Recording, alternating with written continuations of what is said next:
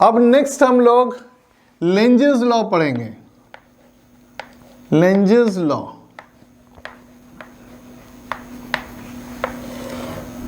भाई ये जो लॉ है ये हमको डायरेक्शन ऑफ इंड्यूस्ड करंट बताता है। सो एक्चुअली ये फैराडे का लॉ नहीं है, लेंज का लॉ है, लेकिन इन तीनों लॉ को मिला के, मतलब फैराडे का first law, second law, third law को मिला के ये कंप्लीट लॉ होता है इलेक्ट्रोमैग्नेटिक इंडक्शन का। फर्स्ट लॉ क्या बताता है? फर्स्ट लॉ ये बताता है कि इंड्यूस्ड ईएमएफ कब जनरेट होगा, कौन सा कंडीशन सेटिस्फाई होने पर इंड्यूस्ड ईएमएफ जनरेट होगा। सेकंड लॉ ये बताता है, फैराडे का सेकंड लॉ ये बताता है कि कितना इंड्यूस्ड ईएमएफ जनरेट होगा, कि वैल्यू क्या होगा उसका। और ये जो है थर्ड लॉ है इलेक्ट्रोमैग्नेटिक इंडक्शन का, लेंजेस लॉ, ये बताता है कि ये जो इंड्यूस्ड ईएमएफ जनरेट होगा उसकी पोलैरिटी या जो कॉन्सिक्वेंट करंट है वो जो जनरेट होगा उसका डायरेक्शन कैसे डिसाइड किया जाएगा। सो अब इसका स्टेटमेंट तो बड़ा सिंपल सा है, जरा पहले लिख लें। The polarity of induced EMF generated in the loop or coil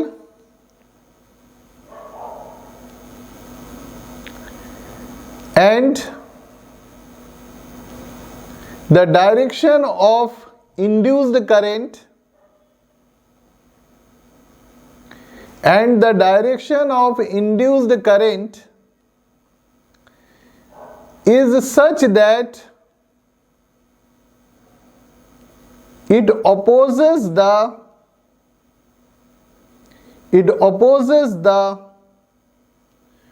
cause of its own generation, opposes the cause of its own generation।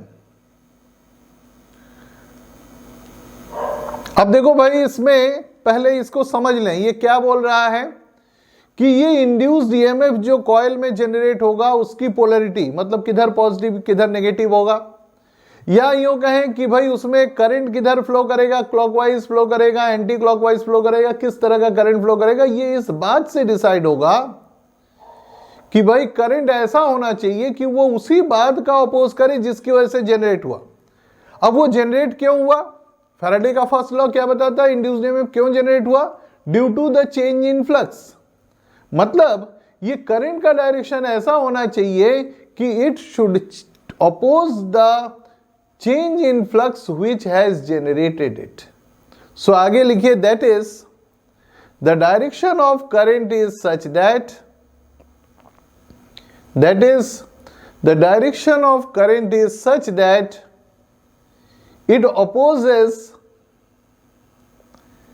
the change in magnetic flux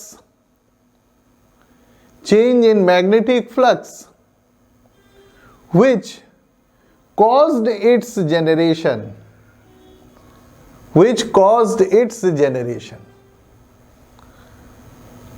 अब देखो भाई, ये जो स्टेटमेंट आपने लिखा है इससे कुछ भी समझ में नहीं आएगा कि डायरेक्शन ऑफ करंट क्या है। भाई ये एक ऐसा लॉ है जो कुछ डायरेक्ट नहीं बताता है, डायरेक्ट नहीं बताया हमको, बस खाली इतना बता दिया कि वो उस बात का अपोज करेगा जिसकी वजह से ये जनरेट किया। जबकि हमें तो क्या चाहिए भाई, हमको पता लगना चाहिए करंट क्लॉकवाइज होगा, एंटी क्लॉकवाइज होगा, कैसे फ्लो करेगा, पोलैरिटी किधर होगा, है ना, पॉजिटिव टर्मिनल किधर होगा, नेगेटिव टर्मिनल, ये जानना है ना। तो देखो हमको इन्फरेंस ड्रॉ करना होगा, खुद से यूज करना होगा। तो इसीलिए लेंजेस लॉ का अप्लाई करना, लेंजेस लॉ को अप्लाई करना भी एक थोड़ा मुश्किल काम है। और आप देखिएगा बहुत सारे क्वेश्चन आपके एनसीईआरटी में या आपके जो एग्जाम में पूछे जाते हैं वो बस खाली इतने ही होते हैं कि आपको लेंजेस लॉ अप्लाई करवाया जाता है, देखा जाता है कि आपको अप्लाई करना आता है कि नहीं।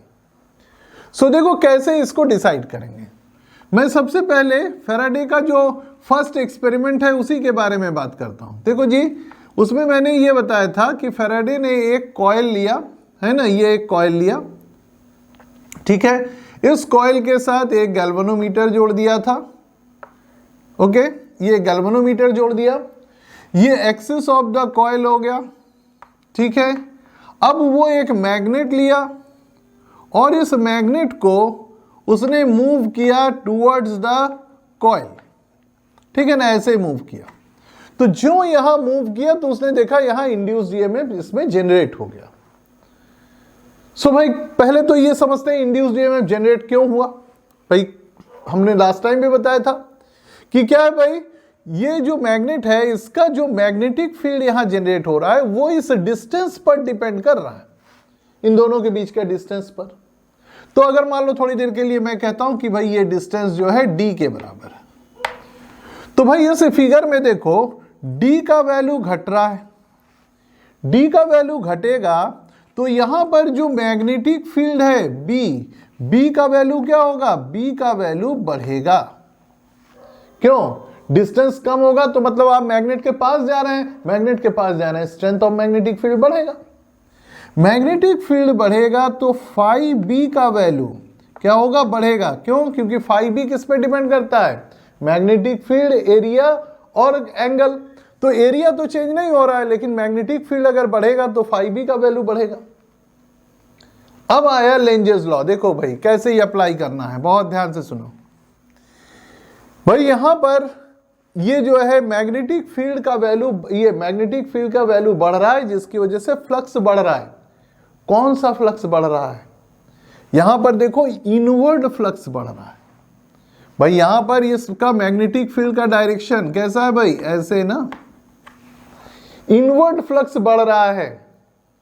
अब यहां पर according to Lenz's law current ऐसा होना चाहिए जो इसी इनवर्ड फ्लक्स को कम करने की कोशिश करे। तो भाई अगर मान लो इस कॉइल में हम करंट फ्लो कराएंगे तो इसका अपना भी मैग्नेटिक फील्ड आएगा। तो अगर ये चाहता है कि मैग्नेटिक फ्लक्स का वैल्यू कम हो तो वो क्या करे, मैग्नेटिक फील्ड को कम करने की कोशिश करे। यानी अगर वो उल्टे डायरेक्शन में मैग्नेटिक फील्ड जनरेट कर दे इधर की ओर, तो भाई एक मैग्नेटिक फील्ड इधर है दूसरा इधर हो जाएगा, तो नेट मैग्नेटिक फील्ड क्या हो जाएगा, कम हो जाएगा ना, सब्सट्रैक्ट हो जाएगा, वेक्टर क्वांटिटी है। यानी जब हम इस मैग्नेट को ऐसे ले जाएंगे इस कॉइल के थ्रू इनवर्ड फ्लक्स बढ़ेगा। बहुत ध्यान से सुनिएगा, इनवर्ड फ्लक्स बढ़ेगा। इस इनवर्ड फ्लक्स को कम करने के लिए ये कॉइल में करंट ऐसा होगा कि एक आउटवर्ड फ्लक्स जनरेट हो। सो इंड्यूस्ड फ्लक्स कैसा, induced magnetic field B induced, मैं लिख रहा हूं I N, B I N मतलब इंड्यूस्ड। इंड्यूस्ड मैग्नेटिक फील्ड इधर की ओर होना चाहिए। अब सोचो ये इंड्यूस्ड मैग्नेटिक फील्ड इधर कैसे होगा, करंट किधर रखें कि मैग्नेटिक फील्ड बाहर की ओर है। बाहर की ओर तब होता है जब नॉर्थ होता है। तो यहां पर क्या बन जाए, एक नॉर्थ बने। नॉर्थ बने मतलब करंट कैसा हो जाए, एंटी क्लॉकवाइज हो जाए। तो देखो इस कॉइल में क्या होगा, करंट का डायरेक्शन एंटी क्लॉकवाइज होगा। तो मान लो मैं ऐसे सोचता हूं कि ये एंटी क्लॉकवाइज हुआ, डायरेक्शन आपका ऐसे हुआ, गैल्वेनोमीटर का डिफ्लेक्शन मैंने ऐसे शो किया। ठीक, पहले चेक कर लेना भाई सबको समझ में आया कि नहीं। एक बार खुद से एक्सप्लेन करने की कोशिश करो इस चीज को, ये फिगर भी बना लो और खुद से एक बार अपने से एक्सप्लेन करने की कोशिश करो, तब तुम्हें समझ में आएगा कि एक्चुअली समझ में आया कि नहीं।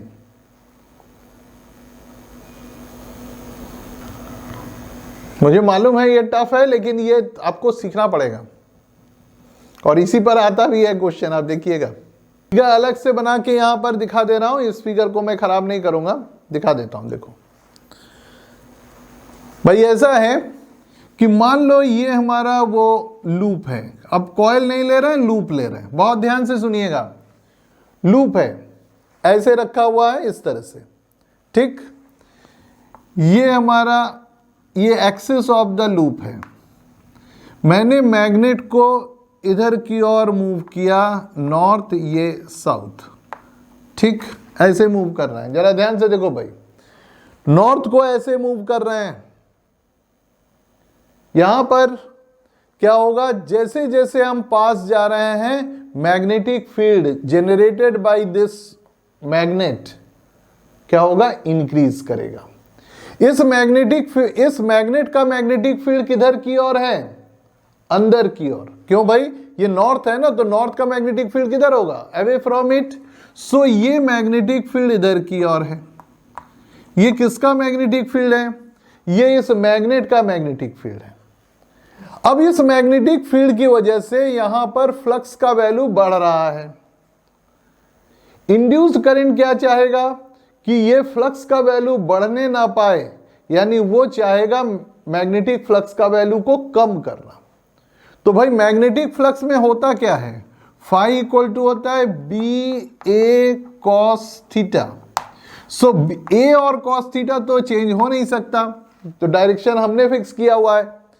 भाई कॉइल बस इतने कर सकता है कि वो मैग्नेटिक फील्ड का वैल्यू कम कर सकता है, जो बढ़ रहा था उसको कम कर दे तो फ्लक्स कम हो जाए।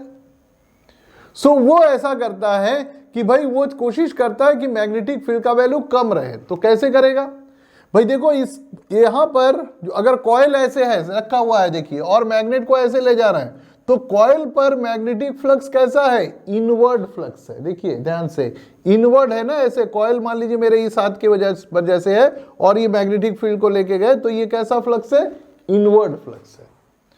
तो ये कॉइल देख रहा है कि इसके अंदर जो मैग्नेटिक फील्ड आ रहा है, फील्ड लाइंस आ रहे हैं, वो इनवर्ड हैं। अब अगर मान लो ये अपना फ्लक्स को आउटवर्ड जनरेट कर दे, मतलब मैग्नेटिक फील्ड जो इंड्यूस हो वो आउटवर्ड हो जाए, तो नेट मैग्नेटिक फील्ड का वैल्यू क्या होगा, कम हो जाएगा, फ्लक्स का वैल्यू कम हो जाएगा। यही उसका उद्देश्य है। सो अब इसको मतलब ये इसने सोच लिया कि हमको मैग्नेटिक फील्ड कैसा जनरेट करना है, बाहर की तरफ ऐसे जनरेट करना। ये इंड्यूस्ड मैग्नेटिक फ्लक्स हुआ, ठीक है। अब इंड्यूस्ड मैग्नेटिक फ्लक्स बाहर की ओर होना है, तो करंट कैसा फ्लो होना चाहिए भाई, बाहर की ओर मैग्नेटिक फील्ड तभी होता है जब नॉर्थ पोल होता है, मतलब यहां पर क्या होना चाहिए, नॉर्थ पोल जनरेट होना चाहिए। करंट कैसा हो जाना चाहिए, एंटी क्लॉकवाइज जनरेट होना चाहिए। ये एक तरीका है भाई, अभी जो मैंने बताया ये जस्ट एक तरीका है। एक और तरीका अभी हम बताएंगे, वो थोड़ा आसान लगेगा, लेकिन ये ज्यादा जरूरत पड़ता है, इसलिए मैंने पहले बताया इसको।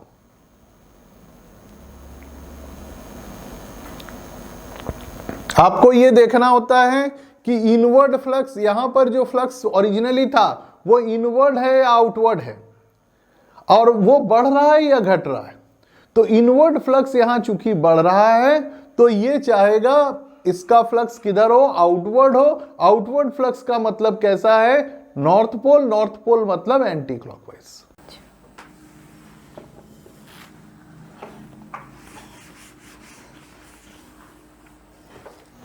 अब देखो दूसरा तरीका, अब इसको एक और तरीके से हम लोग समझ सकते हैं, वो थोड़ा आसान आपको महसूस होगा।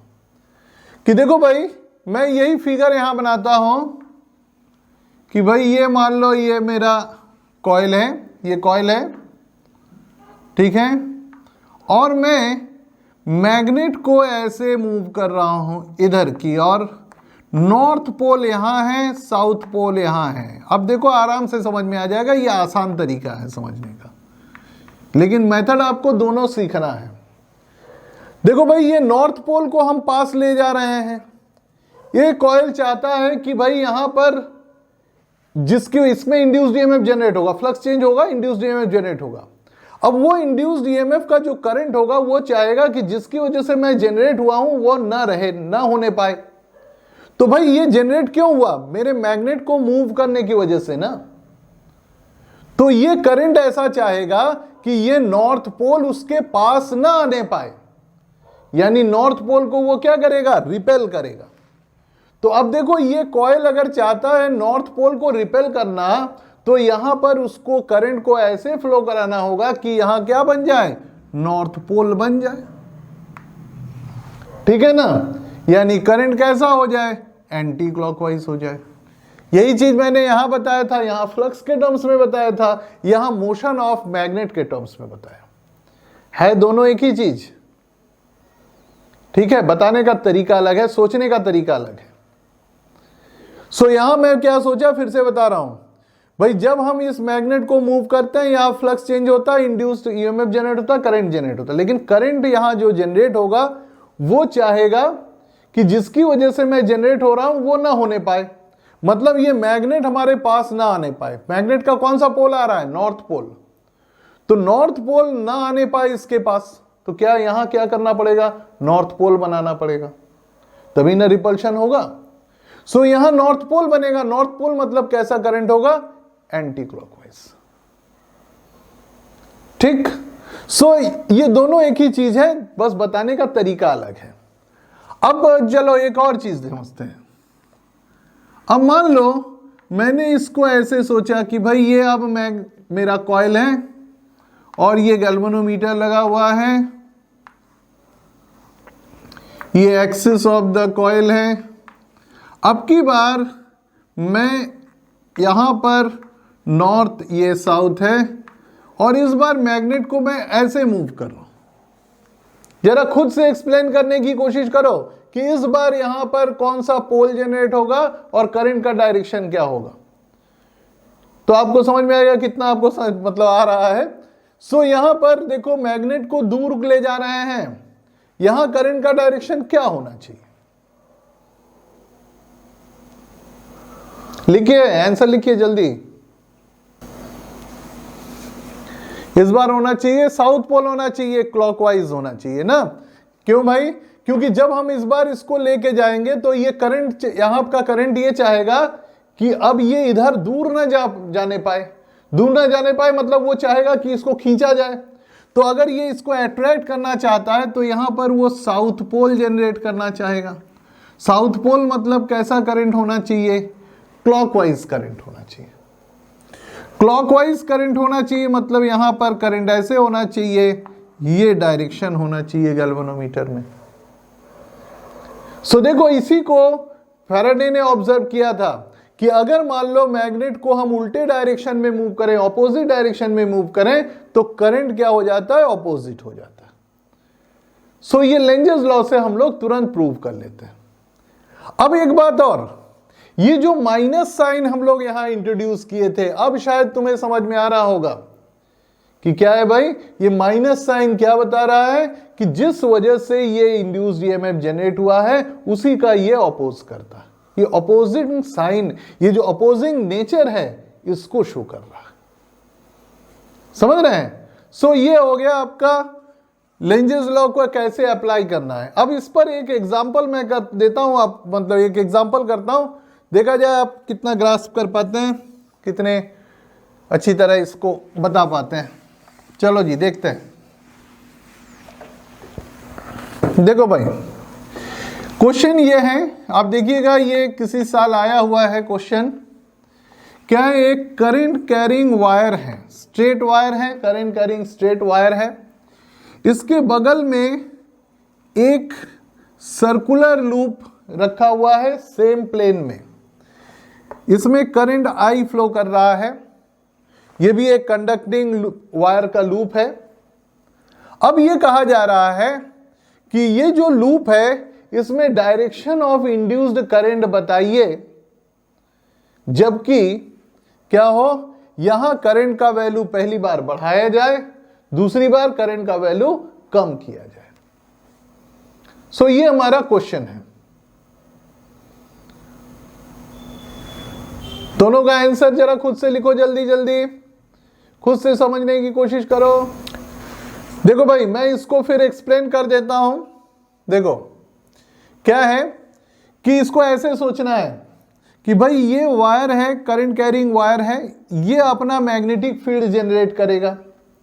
जिस मैग्नेटिक फील्ड के फील्ड लाइंस इसके थ्रू पास करेंगे और वही यहां पर क्या करेंगे, मैग्नेटिक फ्लक्स को जनरेट करेंगे।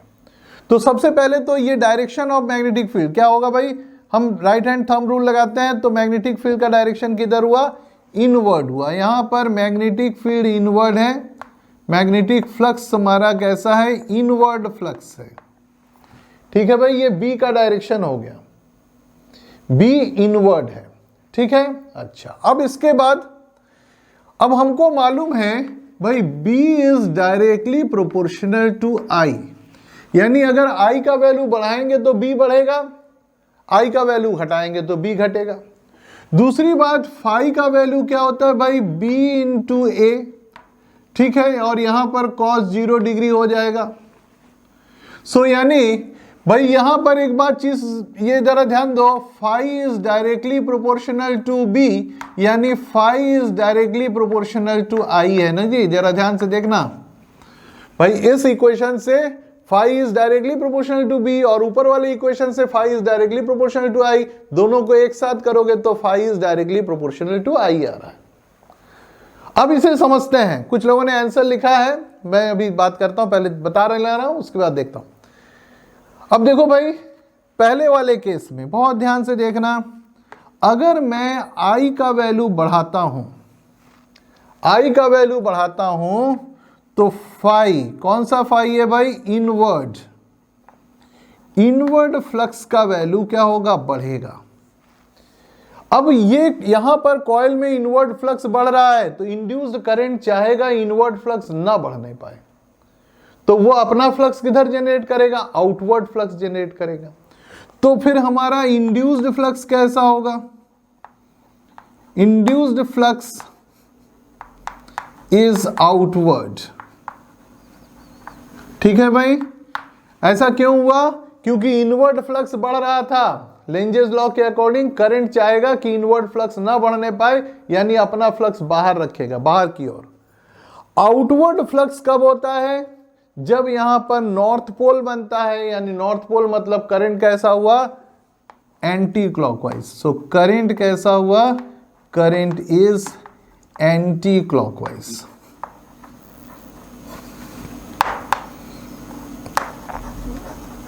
ये हमारा एक्सप्लेनेशन हुआ।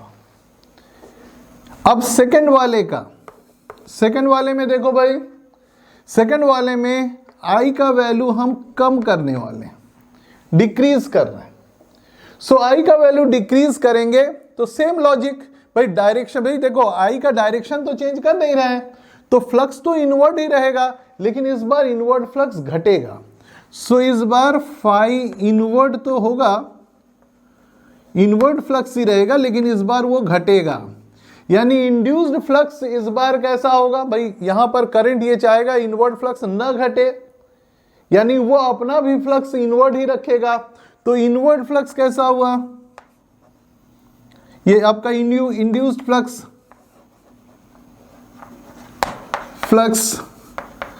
ये आपका हुआ इनवर्ड।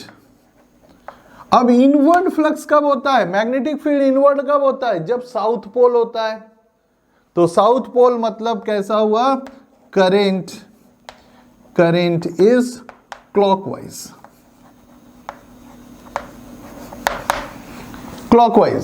करंट क्लॉकवाइज होगा।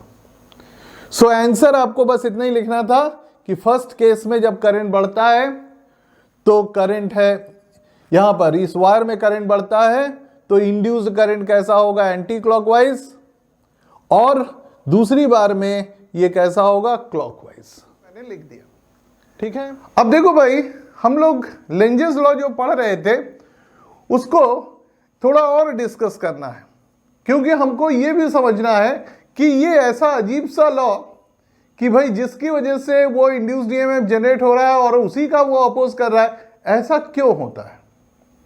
और ये चीज, ये जो कंसेप्ट है या ये लॉ लेंज को कैसे समझ में आया, ठीक है ना। सो इसको हम थोड़ा और डिस्कस करेंगे। सो मान लो ये हमारा लूप है जो फैराडे का एक्सपेरिमेंट नंबर 1 है, उसी को एग्जाम्पल के तौर पर लेके हम फिर से डिस्कस करेंगे। सो मान लो ये हमारा कॉइल है, ये एक्सिस ऑफ द कॉइल है, ठीक है। यहां पर ये एक मैग्नेट है, मान लो ये मैग्नेट का नॉर्थ पोल है, ये साउथ पोल है। मैं इसके आगे गैल्वेनोमीटर वगैरह नहीं बना रहा हूं, उसकी कोई अभी जरूरत नहीं है। अब इसमें यह था कि फैराडे ने यह ऑब्जर्व किया था कि अगर मान लो इस मैग्नेट को हम इस लूप, ये कॉइल के ओर मूव करें, अगर इस मैग्नेट को इस कॉइल की ओर मूव करें तो क्या होता है? यहां इंड्यूस्ड ईएमएफ जनरेट होता है और उससे एक इंड्यूस्ड करंट जनरेट होता है, ठीक है। अब देखो, कोई भी सर्किट हो उसमें करंट तो तभी जनरेट हो सकता है जब वहां उसमें क्या हो? ईएमएफ हो, कोई सोर्स लगा हो। कैसा source? Source of energy, cell लगा हो। क्यों? क्योंकि बगैर एनर्जी खर्च किए कोई भी चार्ज फ्लो नहीं कर सकता, ठीक है ना। सो क्या है कि अगर हम इस मैग्नेट को यहां मूव कर रहे हैं तो सबसे पहले क्या हो रहा है, यहां ईएमएफ जनरेट हो रहा है, मतलब इलेक्ट्रिकल एनर्जी जनरेट हो रहा है। अब ऐसा है कि अगर हम principal of conservation of energy को याद करें, principal of conservation of energy कहता है कि एनर्जी न तो अपने आप जनरेट हो सकता है, न ही अपने आप डिस्ट्रॉय हो सकता है। तो फिर यहां पर कैसे यहां इलेक्ट्रिकल एनर्जी जनरेट हो जाएगा? इसी को लेंज ने सोचना शुरू किया। लेंज इसी बात को सोचना शुरू किया कि भाई यहां पर अगर करंट फ्लो कर रहा है, इसका मतलब यह है कि यहां पर इंड्यूस्ड ईएमएफ जनरेट हो रहा है, और इंड्यूस्ड ईएमएफ जनरेट होने का मतलब है इलेक्ट्रिकल एनर्जी जनरेट होना। अब ये इलेक्ट्रिकल एनर्जी ऐसे ही नहीं जनरेट हो सकता, कहीं ना कहीं और एनर्जी खर्च होना चाहिए, और उतने ही के बराबर का एनर्जी यहां इलेक्ट्रिकल एनर्जी के फॉर्म में जनरेट होना चाहिए। अब क्वेश्चन ये है कि एनर्जी कहां खर्च होगा? अब देखो यहां कॉइल और इस मैग्नेट के अलावा है तो कुछ नहीं, और ये हो सकता है कि जो भी एजेंसी है, जो भी आदमी है जो इसको मूव कर रहा है, बस यही है। तो क्या है कि उसने ऐसे सोचना शुरू किया कि भाई देखो ये मैग्नेट को हम जब मूव करेंगे तो अगर हमको एनर्जी खर्च करना पड़ेगा, किस फॉर्म का एनर्जी? मैकेनिकल एनर्जी खर्च करना पड़े, तभी यहां पर इलेक्ट्रिकल एनर्जी जनरेट हो सकता है। ठीक है ना। इसको मूव करने में अगर मुझे वर्क करना पड़े, मुझे मैकेनिकल एनर्जी खर्च करना पड़े, तभी क्या होगा, यहां पर इलेक्ट्रिकल एनर्जी जनरेट होगा according to principle of conservation of energy. अब क्वेश्चन यह है कि इसको मूव करने के लिए वर्क कब करना पड़ेगा? जब मुझे इसको मूव करने के लिए अपनी तरफ से फोर्स लगाना पड़े। और फोर्स कब लगाना पड़ेगा? जब इसके मूवमेंट को कोई अपोज कर रहा हो। तो क्या है, अगर इसके मूवमेंट को कोई अपोज करेगा तो मुझे इसको मूव करने के लिए फोर्स लगाना होगा, मुझे वर्क करना होगा, एनर्जी खर्च करना होगा, और वही एनर्जी क्या होगा, यहां इलेक्ट्रिकल एनर्जी के फॉर्म में जनरेट होगा।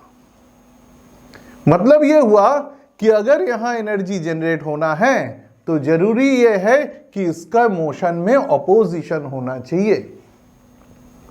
अब ये अपोजिशन कौन करेगा? जो करंट यहां जनरेट होगा वो करेगा। सो इसीलिए क्या है कि हम लोगों ने देखा कि जब हम इस नॉर्थ पोल को ऐसे मूव करते हैं तो यहां पर क्या होता है, एक नॉर्थ पोल इंड्यूस हो जाता है, यानी इस कॉइल में क्या होता है, एंटी क्लॉकवाइज करंट फ्लो होता है, ताकि यहां पर जो पोल जनरेट हो रहा है वो इस नॉर्थ पोल को रिपेल करे, ताकि वो इसकी ओर ना आ सके, अपोज करे मोशन को। और अगर ऐसा ऑपोजिशन होगा और मैं फिर भी इसको मूव करूंगा तो मुझे वर्क करना पड़ेगा, और वही वर्क का जो एनर्जी मैं खर्च कर रहा हूं इस यहां पर in the form of energy, electrical energy appear होगा। ठीक है ना। सो अगर मान लो पूछा जाए, ये जो लेंजेस लॉ है, Lenz's law is just a different type of representation of principal of conservation of energy. ठीक है। लास्ट टाइम कोई हमसे पूछ रहा था कि भाई यहां पर क्यों ऐसा बिहेवियर शो कर रहा है, बस इसलिए शो कर रहा है ताकि principle of conservation of energy violate ना हो जाए। ठीक है। इसी का उल्टा अगर मान लो मैं इसको इधर ले जाने लगूंगा तो फिर इसके मोशन को अपोज करना पड़ेगा, तभी यहां करंट जनरेट होगा। तो इसलिए तुरंत ये यहां पर इंड्यूस्ड करंट ऐसा हो जाएगा कि इसके मोशन को अपोज करे। अब मैं इसको दूर ले जा रहा हूं तो यहां करंट ऐसा होना चाहिए कि ये इस पर एक अट्रैक्टिव फोर्स हो। अट्रैक्टिव फोर्स कब होगा? जब यहां साउथ पोल होगा, यानी करंट कैसा होगा? क्लॉकवाइज होगा। ठीक है। सो ये हमारा लेंजेस लॉ क्यों आता है, क्यों हमको ऐसा मतलब लॉ मिला, ये हमने एक्सप्लेन कर लिया। अब इसी को हम लोग कई बार physical significance of Lenz's law के नाम से पढ़ते हैं। ठीक है ना। तो एक सब हेडिंग डाल दीजिए, physical significance of Lenz's law.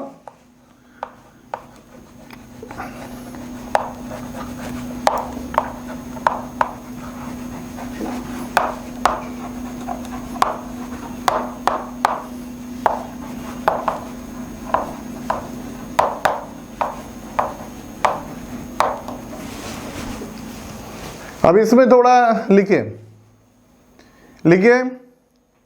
Lenz's law is just a different type of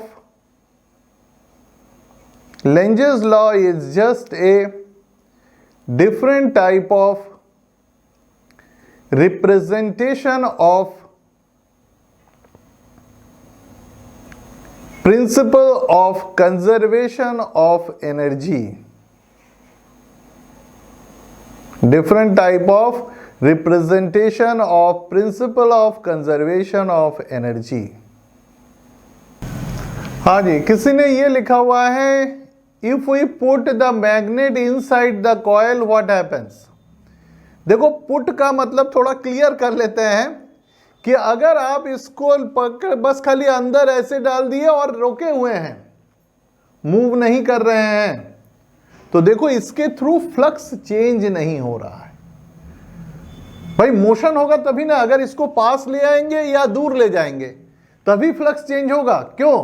क्योंकि जब देखो क्या होता है कि जैसे लास्ट टाइम मैंने बताया था, मान लो ये डिस्टेंस d है, याद करो मैग्नेटिक फील्ड जब आप पढ़ रहे थे, है ना, magnetic field due to a magnet पढ़ा था, B is equal to mu naught upon 4 pi 2m over d cube या r क्यूब जो भी है ना, वहां r से रिप्रेजेंट किया था या d बता रहे।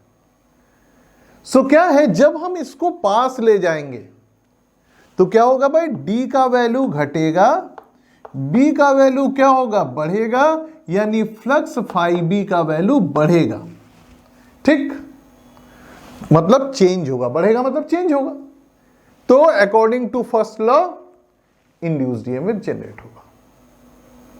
अगर मान लो तुम इसको रोक दो, मूव करना बंद कर दो, भाई d का वैल्यू कांस्टेंट हो गया, म्यू नॉट अपॉन 4 पाई पहले से कांस्टेंट है, ये m क्या है भाई, magnetic dipole moment of magnet, ठीक है, तो ये भी कांस्टेंट है, d का वैल्यू भी तुमने कांस्टेंट कर दिया, यानी b कांस्टेंट हो गया, b कांस्टेंट हो गया तो फ्लक्स कांस्टेंट हो गया, तो फिर वही फर्स्ट लॉ के अकॉर्डिंग इसमें कोई इंड्यूस्ड ईएमएफ जनरेट नहीं होगा।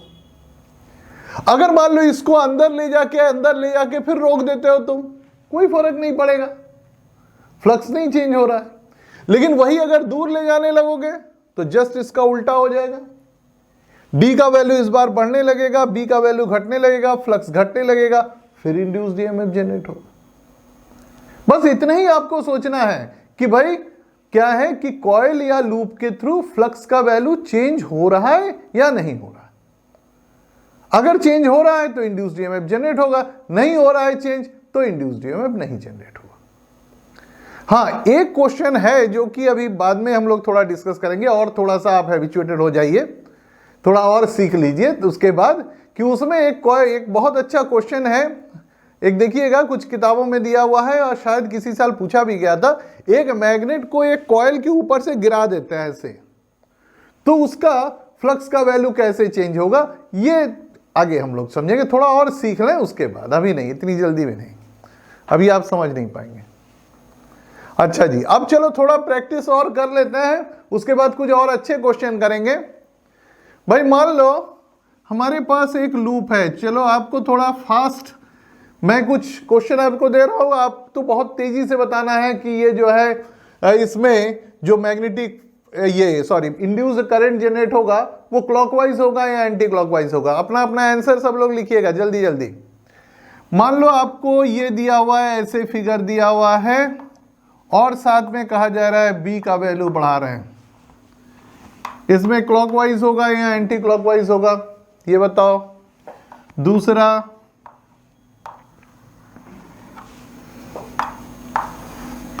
ऐसे बनाया हुआ है, b का वैल्यू घटा रहे हैं, ये दूसरा।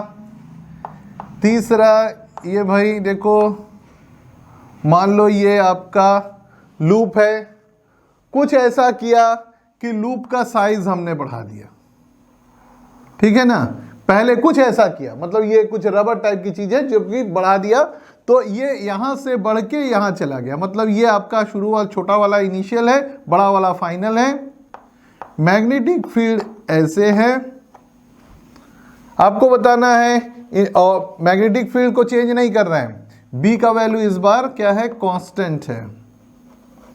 इस बार साइज ऑफ लूप हम चेंज कर रहे हैं, तो क्या होगा, फिर एक चलो और करते हैं। मान लो एक आपका ऐसा लूप है, ठीक, मेटेलिक, और इसको हमने मैग्नेटिक फील्ड में रखा हुआ है। जो मैग्नेटिक फील्ड ऐसे दिख रहा है, क्रॉस है, मतलब किधर है भाई, इनवर्ड है। अब मैंने क्या किया, इसको ऐसे खींच दिया। तो अगर खींचेंगे तो देखो इसका शेप कुछ ऐसे बन जाएगा, है ना, ऐसे बन जाएगा। मैं क्या कर रहा हूं, इसको ऐसे खींच रहा हूं, ठीक है। तो करंट कैसे फ्लो करेगा, ठीक, ये तो आपके एनसीईआरटी में क्वेश्चन है जो मैंने दिया है, ठीक है ना। और एक चलो एक और दे देते हैं, वो भी आपका एनसीईआरटी का ही है, कि मान लो बस मैंने direction of magnetic field change कर दिया है जानबूझ के, कि थोड़ा आपको सोचना पड़े।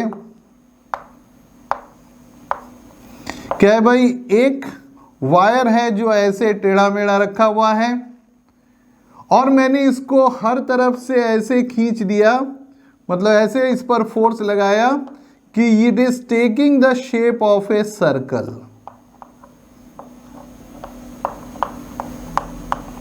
इनिशियली ये क्या था, इर्रेगुलर था, फाइनली एक सर्कल बन गया।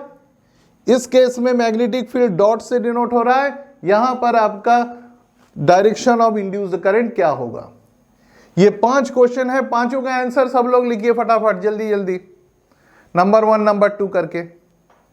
मैं आपको समय देता हूं 5-7 मिनट। देखो भाई, पहले केस में मैग्नेटिक फील्ड इनवर्ड है, यानी यहां पर जो फ्लक्स है वो इनवर्ड है, ठीक, इनवर्ड फ्लक्स है। मैंने मैग्नेटिक फील्ड का वैल्यू बढ़ाया, मैग्नेटिक फील्ड बढ़ाया मतलब फाई जो इनवर्ड है, इनवर्ड फ्लक्स है वो बढ़ा। अब अगर इनवर्ड फ्लक्स बढ़ेगा तो यहां पर इंड्यूस्ड करंट चाहेगा कि इनवर्ड फ्लक्स ना बढ़ने पाए, यानी वो अपना फ्लक्स किधर जनरेट करेगा, आउटवर्ड। अब देखो आउटवर्ड मैग्नेटिक फील्ड या मैग्नेटिक फील्ड लाइन ही मैग्नेटिक फ्लक्स होता है, तो आउटवर्ड मैग्नेटिक फील्ड कब होता है भाई, जब नॉर्थ पोल होता है। मतलब इंड्यूस्ड करंट यहां चाहेगा कि यहां पर एक नॉर्थ पोल बन जाए। तो नॉर्थ पोल मतलब कैसा, एंटी क्लॉकवाइज, ठीक है। जिन्होंने भी एंटी क्लॉकवाइज लिखा था, वेरी गुड, आपको समझ में आ गया, बाकी लोग भी सीखिए। चलो भाई, ये मैंने फर्स्ट वाला एक्सप्लेन कर दिया, और किसी को अगर डाउट है तो पूछते रहना। अब चलो भाई इस वाले के लिए, इस वाले के लिए सोचें भाई, मैग्नेटिक फील्ड आउटवर्ड है, आउटवर्ड है, डॉट मतलब outward, area of loop constant है, लेकिन मैग्नेटिक फील्ड चेंज हो रहा है। तो आप देखो मैग्नेटिक फील्ड आउटवर्ड है, यानी फ्लक्स कैसा है, फाई जो है आउटवर्ड है, बस आउट लिख दिया, ये आउटवर्ड है। बी का वैल्यू घटाओगे तो आउटवर्ड फ्लक्स घटेगा। अब ये इंड्यूस्ड करंट ये चाहेगा कि आउटवर्ड फ्लक्स घटने ना पाए, कम ना होने पाए, सो वो अपना फ्लक्स भी कैसा जनरेट करने लगेगा, आउटवर्ड जनरेट करेगा, ताकि इसको क्या हो, सपोर्ट मिले। तो आउटवर्ड फ्लक्स के लिए क्या करना है, आउटवर्ड मैग्नेटिक फील्ड जनरेट करना है। आउटवर्ड मैग्नेटिक फील्ड मतलब यहां पर फिर से क्या होना चाहिए, नॉर्थ होना चाहिए। नॉर्थ मतलब कैसा, एंटी क्लॉकवाइज। सो दूसरे का आंसर एंटी क्लॉकवाइज, ठीक। चलो जी, अब इस वाले में सोचें, इस वाले में सोचें भाई, यहां पर सबसे पहले तो ये सोचें कि भाई फाई क्या होता है, phi B is equal to, हम लोगों ने पढ़ा है, B into A into cos of theta, ठीक। सो यहां बी कांस्टेंट है और थीटा के बारे में कुछ कहा नहीं है, तो थीटा भी कांस्टेंट है। यहां चेंज क्या हो रहा है भाई, एरिया चेंज हो रहा है, और एरिया क्या हो रहा है, बढ़ रहा है। सो यहां पर सबसे बड़ी बात यह है कि एरिया को बढ़ाया जा रहा है। अब देखो यहां पर क्रॉस बना हुआ है, यानी मैग्नेटिक फील्ड कैसा है, इनवर्ड।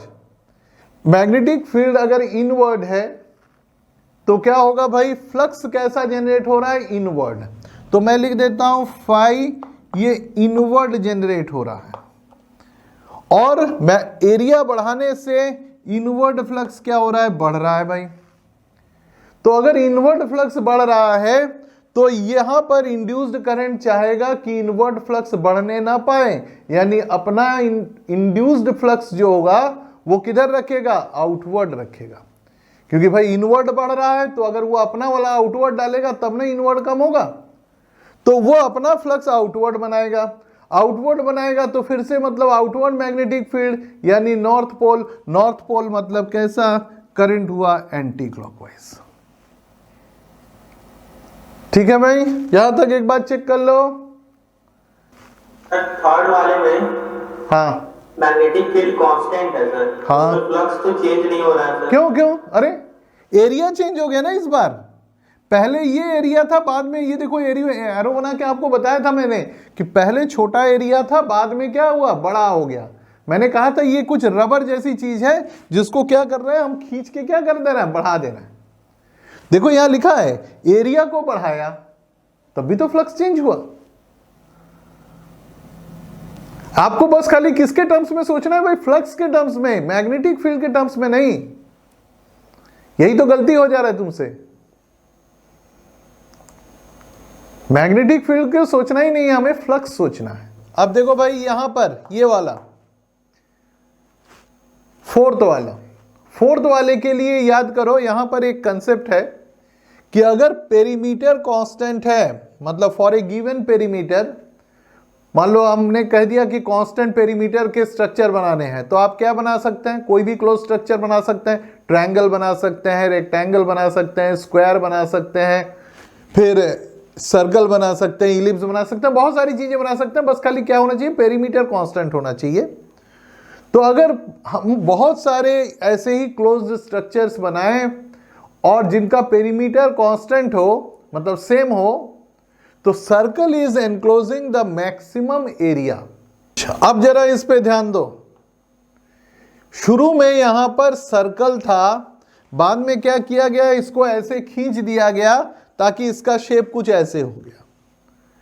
तो सर्कल का एरिया मैक्सिमम होता है, यानी शुरू में एरिया ज्यादा था, बाद में एरिया क्या हुआ है, कम हुआ है।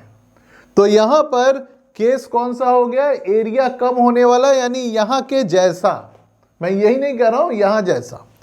अब देखो यहां पर इसके लिए मैं इधर लिख रहा हूं, एरिया का वैल्यू कम हो रहा है, एरिया इज डिक्रीजिंग। अब देखो क्रॉस बना हुआ है, मतलब मैग्नेटिक फील्ड इनवर्ड है, फ्लक्स इनवर्ड है। तो फाई कैसा है भाई, फाई इनवर्ड है, इनवर्ड फ्लक्स है जो कि कम हो रहा है। क्या है भाई, मैं फिर से बोल दे रहा हूं, देखो पूरा ध्यान से सुनना कि क्या है भाई, यहां पर एरिया का वैल्यू कम हो रहा है। ठीक, क्रॉस बना हुआ है मतलब फ्लक्स किधर है, इनवर्ड है। एरिया कम हुआ है मतलब फाई जो कि इनवर्ड है ये कम हो रहा है। तो अगर इनवर्ड फ्लक्स कम होने लगेगा तो ये इंड्यूस्ड करंट चाहेगा इनवर्ड फ्लक्स कम ना होने पाए।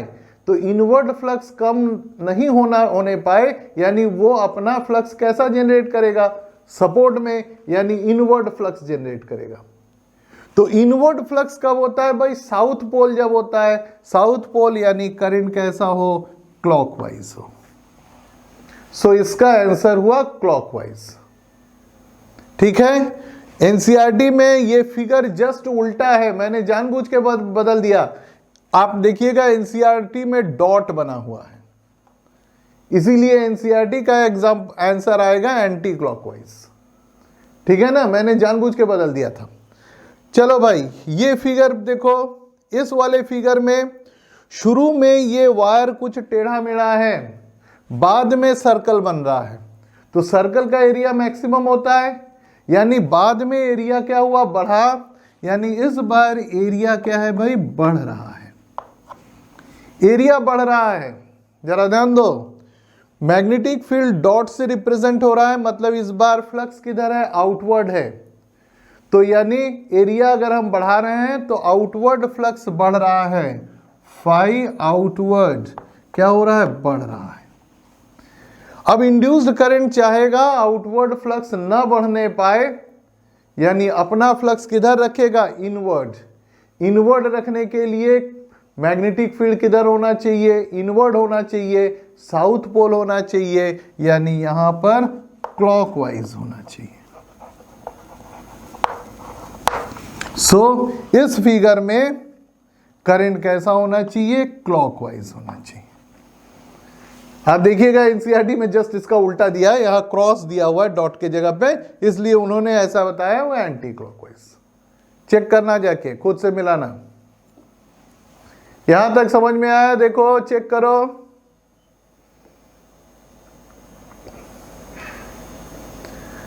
अब भाई एक एग्जाम्पल है एनसीईआरटी का, है ना, एनसीईआरटी का ये एग्जाम्पल है, एग्जाम्पल नंबर 6.5 का डी, है ना, 6.5 डी, पेज नंबर 211। अब देखो भाई, अगला एग्जाम्पल जो है वो मैंने एनसीईआरटी से लिया है। इसमें आप देखना, ये आपका एनसीईआरटी का एग्जाम्पल है। ये एक लूप में एक कैपेसिटर जोड़ा हुआ है, ठीक है ना, कैपेसिटर जोड़ा हुआ है। ये सेंटर ऑफ द लूप है, ये एक डॉटेड लाइन ऐसे बना दिया, ये ए टर्मिनल लिखा है, ये ए प्लेट, ये बी प्लेट लिखा है, ठीक है। एक मैग्नेट है, ओके, यहां पर साउथ पोल है, यहां नॉर्थ पोल है, और इसको ऐसे मूव किया जा रहा, ठीक। हमसे ये पूछ रहा है कि भाई अगर हम इसको ऐसे मूव करेंगे मैग्नेट को, तो कौन सा प्लेट पॉजिटिव होगा, कौन सा प्लेट नेगेटिव होगा, मतलब पोलैरिटी ऑफ द प्लेट्स पूछ रहा है। एक बात देख लेना भाई, मिला क्वेश्चन आपको। अब देखो भाई, इस क्वेश्चन में कैसे करना है, जरा ध्यान से देखो। सबसे पहली बात देखो, इस सर्कल का ये जो आपका लूप है, इसका डॉट, ये सेंटर इधर से दिख रहा है, मतलब मैं सारी चीजों को यहां से देख रहा हूं, यहां से देख रहा हूं, ठीक। ये क्या है भाई, अच्छा अच्छा, चिंता नहीं करो, दो मैग्नेट है, मुझे भी मालूम है, मैं एक का भी समझा देता हूं, फिर दूसरा वाला भी हो जाएगा, डोंट वरी, एक एक करके समझोगे ना, जरा ध्यान दो। अब क्या है कि भाई हम जो है इस मैग्नेट को अगर इधर मूव करें, तो देखो ये साउथ पोल है ना, साउथ पोल का मैग्नेटिक फील्ड किधर होता है, टुवर्ड्स द पोल, यानी यहां से सोचें तो यहां से किधर की ओर है, बाहर की ओर। तो अगर मान लो यहां से बाहर की ओर है और ये आदमी देख रहा है, तो उसको कैसा दिखेगा, आउटवर्ड दिखेगा। तो इस आदमी को ये वाला आउटवर्ड दिखेगा, मैग्नेटिक फील्ड आउटवर्ड दिखेगा। बड़ा ध्यान से देखना भाई, मैग्नेटिक फील्ड आउटवर्ड दिख रहा है। अब अगर मान लो मैं इसको इधर ले जाता हूं, तो मैग्नेटिक फील्ड का वैल्यू क्या हो रहा है भाई, बढ़ेगा, डिस्टेंस कम हो रहा है ना, बढ़ेगा। मैग्नेटिक फील्ड बढ़ेगा तो फ्लक्स जो कि आउटवर्ड है वो क्या होगा, बढ़ेगा, ठीक है, फ्लक्स बढ़ेगा। तो अब आउटवर्ड फ्लक्स बढ़ रहा है, तो यहां पर इस वायर में करंट कैसा फ्लो करेगा, करंट ऐसा होगा जो चाहेगा आउटवर्ड फ्लक्स बढ़ने ना पाए। मतलब ये अपना फ्लक्स कैसा जनरेट करेगा जी, इनवर्ड जनरेट करेगा। इनवर्ड मतलब यहां पर क्या हो जाए, साउथ पोल हो जाए, यानी करंट कैसा हो जाए, ऐसे हो जाए, ऐसे हो जाए। ये करंट का डायरेक्शन हो गया। लेकिन मुझे करंट नहीं पूछा है, पोलैरिटी पूछा है, ठीक। अब देखो, अगर करंट ऐसे मूव कर रहा है तो इलेक्ट्रॉन कैसे मूव कर रहे होंगे। इलेक्ट्रॉन को मैं यहां डॉटेड में बना दे रहा हूं, डॉटेड में बना दिया। इलेक्ट्रॉन का मोशन ऐसे है, इलेक्ट्रॉन ऐसे मूव कर रहे हैं, मतलब ए प्लेट से इलेक्ट्रॉन निकल रहे हैं और बी प्लेट पे जा रहे हैं, यानी ए प्लेट से इलेक्ट्रॉन निकल रहे हैं मतलब ए हो गया पॉजिटिव, और बी प्लेट पे पहुंच रहे हैं मतलब बी हो गया नेगेटिव। ये मेरा एक्सप्लेनेशन हो गया। मैं एक बार फिर से बता दे रहा हूं मैंने क्या बताया। भाई कहां से देख रहे हैं, सबसे पहले उस हिसाब से फिगर बनाया जाता है। तो मैं देख रहा हूं यहां से, ठीक, ये साउथ पोल है। साउथ पोल हमेशा मैग्नेटिक फील्ड जो जनरेट करता है वो कैसा जनरेट करता है, टुवर्ड्स द पोल। यानी यहां पर मैग्नेटिक फील्ड जो है वो ऐसे है भाई, मैग्नेटिक फील्ड ऐसे है। मतलब अगर इस लूप में सोचा जाए तो लूप में आउटवर्ड मैग्नेटिक फील्ड है, ठीक। अब जब हम इस मैग्नेट को पास ले जाएंगे तो मैग्नेटिक फील्ड का वैल्यू बढ़ेगा। मैग्नेटिक फील्ड बढ़ेगा मतलब आउटवर्ड फ्लक्स क्या होगा, बढ़ेगा। आउटवर्ड फ्लक्स बढ़ेगा मतलब यहां पर इंड्यूस्ड करंट चाहेगा आउटवर्ड फ्लक्स ना बढ़ने पाए, यानी अपना फ्लक्स किधर जनरेट करेगा, इनवर्ड। इनवर्ड मतलब यहां साउथ पोल होना चाहिए भाई, ये इस लूप के लिए बोल रहा है, लूप के लिए साउथ पोल होना चाहिए, ठीक। तो साउथ पोल कब होता है भाई, क्लॉकवाइज जब करंट होता है तो क्लॉकवाइज करंट फ्लो करने लगा। करंट अगर क्लॉकवाइज हुआ तो इलेक्ट्रॉन का मूवमेंट कैसा हुआ, एंटी क्लॉकवाइज, यानी ऐसे इलेक्ट्रॉन मूव कर रहा है इस डॉटेड लाइन की तरह, ऐसे। यानी ए से इलेक्ट्रॉन निकल रहा है, बी पर जा रहा है, ठीक। ए हो गया पॉजिटिव, बी हो गया नेगेटिव। ओके, ये हमारा आधा हुआ। अभी आप लोग बोल रहे थे कि सर एक और है, अच्छा चलो वो भी आते हैं, एक और है मुझे भी मालूम है। देखो जी,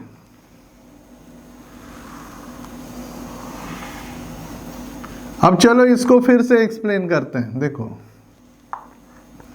ये प्लेट ए, प्लेट बी, मैं इसको इधर से देख रहा हूं,